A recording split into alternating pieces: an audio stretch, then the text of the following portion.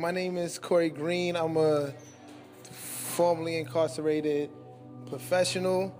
I'm 33 years old. I'm also a father, a son, and community resource. When people see the box, people go through a traumatic experience.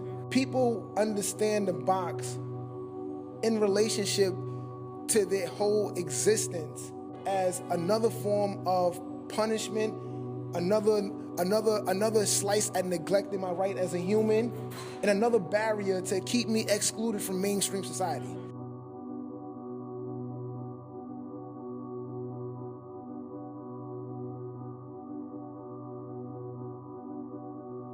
I support AOC. I support AOC. I support AOC. I support the Admissions Opportunity Campaign because education's a right. The box is an unnecessary barrier to equal access to education. And the fact that we're blocking this access to education And deterring them from being able to have access to these higher educational opportunities. It's just unfair. It's just unethical and it's wrong.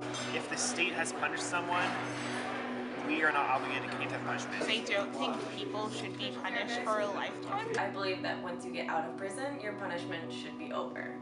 When I've had this sort of conversation before, what I tell people is to imagine if their college admissions was based on the worst mistake they ever made, and whether they would still have applied and whether they still would have gotten in. I know that I had broken the law when I applied to Princeton, and that is true of almost all of my friends here. A large part of why I didn't have a criminal record when I was applying to Princeton had to do with the place I grew up and with my race. Being involved in the criminal justice system is more a gauge of your socioeconomic position in society and much less a gauge of your character. Barriers to education disproportionately affect people of colors. Black, brown, poor, undocumented, immigrant, women. It's a lot of groups and communities that, if we were going to talk about deservingness, who historically have been excluded from college. Having that voice and perspective on campus would only broaden our perspective and diversify the campus community, things that Princeton is striving to do. So one of my incarcerated students at AC Wagner told me he wants to go to Princeton, and he's incredibly qualified to do so. He should have just as much of a chance to go to Princeton as anyone else, rather than being held back by discriminatory policies. It's harmful not only to myriad Americans who've experienced the pervasive reach of the criminal justice system, but to Princeton. Princeton is completely shooting themselves in the foot. I believe it's our duty to dismantle these systems and structures that are already affecting education access for marginalized groups.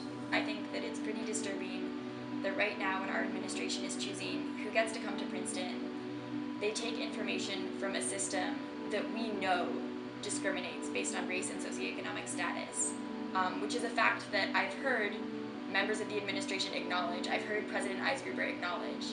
The fact that we're still comfortable using that in the admissions process is not something that I think is acceptable. The same pettiness, bigotry, fear, dogmatism, and ignorance that has bred mass incarceration is embedded within the box.